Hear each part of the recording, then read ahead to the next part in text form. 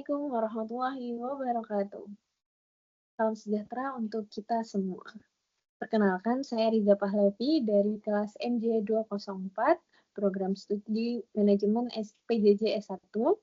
Pada kesempatan kali ini, saya akan membahas tentang topik yang dekat sekali dengan keseharian kita, yaitu anger management. Bagaimana kita mengelola kemarahan secara etis dan bertanggung jawab. Marah itu manusiawi. Teman-teman, pernahkah kita merasa sangat marah sampai-sampai rasanya ingin meledak atau justru memendam amarah dan berpura ya biasa-biasa aja? Marah adalah bagian dari emosi manusia. Tapi, apakah semua ekspresi marah itu wajar? Apakah boleh kita membentak, menyakiti, atau memutuskan hubungan hanya karena marah? Setiap orang pernah marah, tapi bagaimana kita merespon kemarahan menentukan siapa kita.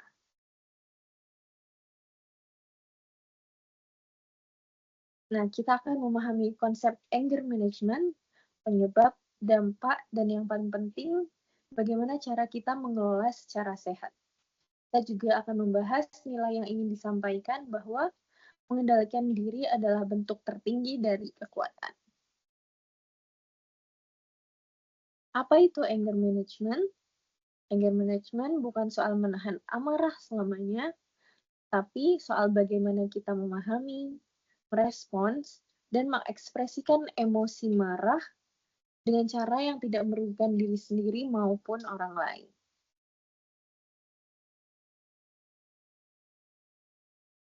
Nah, jenis-jenis kemarahan, apa sih yang kita rasakan pada tubuh kita saat kita merasakan emosi marah itu?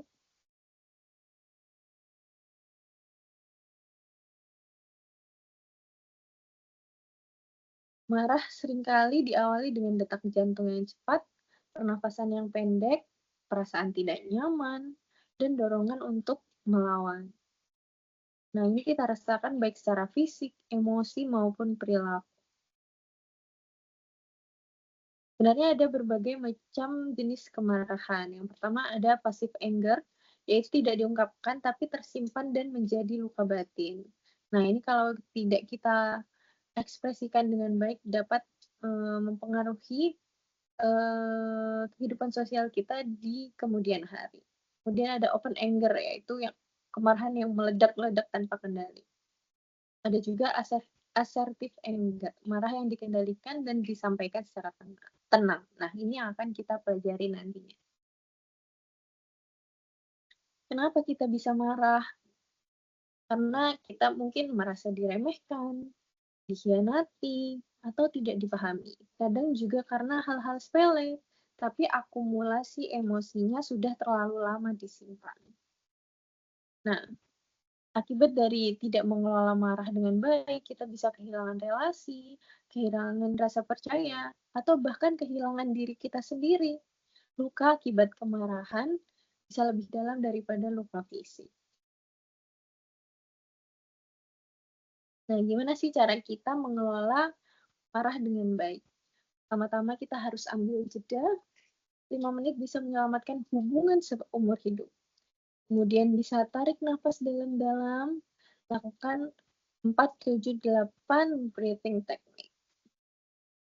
Kemudian kita juga bisa menulis jurnal atau curhat ke orang yang kita percayai, atau bisa juga ke psikolog, dan sampaikan emosi dengan tenang saat sudah reda. Ingat ya teman-teman, saat sudah reda.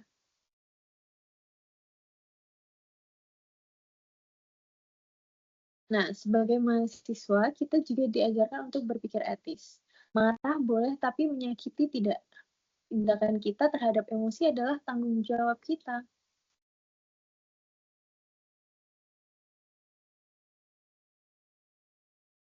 Dan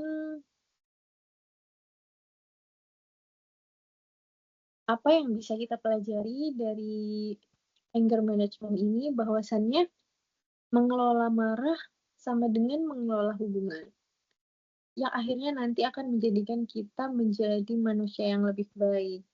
Karena kendali diri itu adalah kemenangan terbesar. Kendali diri, kesadaran diri, dan tanggung jawab adalah bentuk kematangan dari manusia.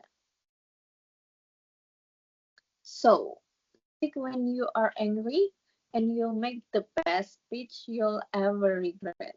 Jadi, sebisa mungkin kita berbicara dalam keadaan yang tidak marah, teman.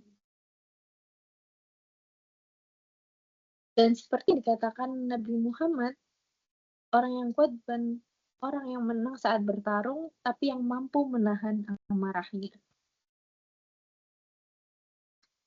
Sebagai penutup, terima kasih atas perhatian teman-teman. Semoga setelah ini kita lebih mengenal diri sendiri dan menjadi pribadi yang sadar emosi, kuat secara batin, dan bertanggung jawab dalam bersikap. Wassalamualaikum warahmatullahi wabarakatuh. See you.